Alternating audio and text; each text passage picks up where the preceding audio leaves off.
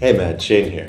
I usually like to start these videos with some intrigue or some controversy, but I can't really do that here.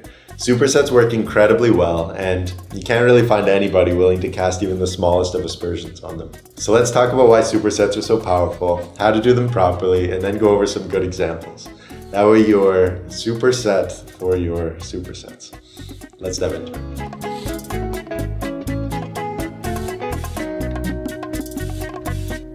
In the last video, we talked about how getting a good 2 to 5 minutes of rest can help you recover more strength, allowing you to lift more weight and thus stimulate more muscle growth. The downside is that your workouts can really start to drag.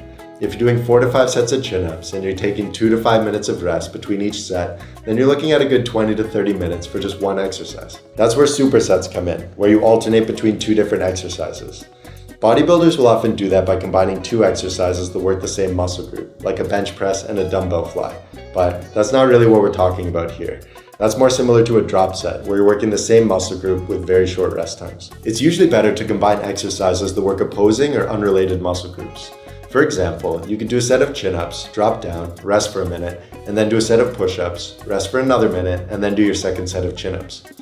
Your back muscles are still getting 3 to 5 minutes of rest between each set of chin-ups, but now you're sneaking your push-ups into those rest periods. That way you're doing twice as much work and stimulating twice as much muscle growth in the same amount of time. Unless, of course, your cardiovascular system is limiting you, preventing you from working your muscles hard enough. But if we look at the research, that doesn't seem to be the case. When we compare muscle engagement between straight sets and supersets, the supersets do just fine. There's no loss in muscle engagement.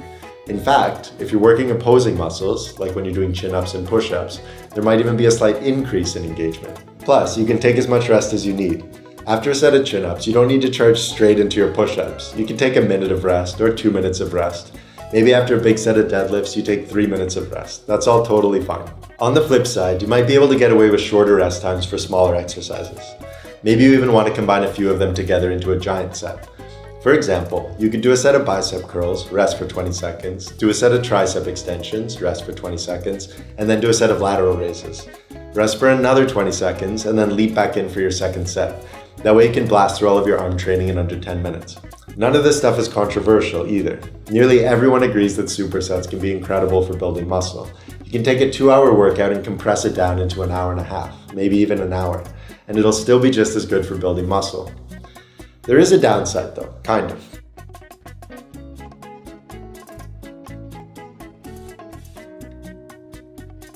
The main criticism with supersets is that they're a pain in the glutes to set up. It'd be great if you could do your bench press in one area and then hop over to another area to do your back squats. But most people don't have 2 racks in their home gyms, and most gym goers aren't bellicose enough to claim 2 racks in a commercial gym. And that's a fair criticism of supersets, but we can solve it with a bit of creativity. Instead of alternating between barbell squats and bench presses, you could do your squats with another chest exercise, like push-ups. Or you could superset the bench press with an exercise you can do in the same area, like an inverted row. The trick is to be flexible with your rep range. Anywhere between 6 to 20 reps will stimulate a nearly identical amount of muscle growth per set, provided you're bringing those sets close enough to failure. You might even be able to go as wide as 4 to 40 reps. It's just that 4 rep sets are a bit less efficient, and 40 rep sets tend to hurt quite a lot. So when you do exercises like push-ups or inverted rows, just do as many reps as you can. And feel free to work in lighter exercise variations, such as goblet squats. The other thing I'll do is sneak my smaller lifts into the rest periods of my bigger ones.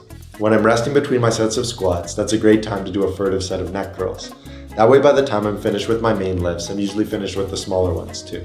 In our workout programs, we use a ton of supersets, and we always make sure that you can do both exercises using the same piece of equipment.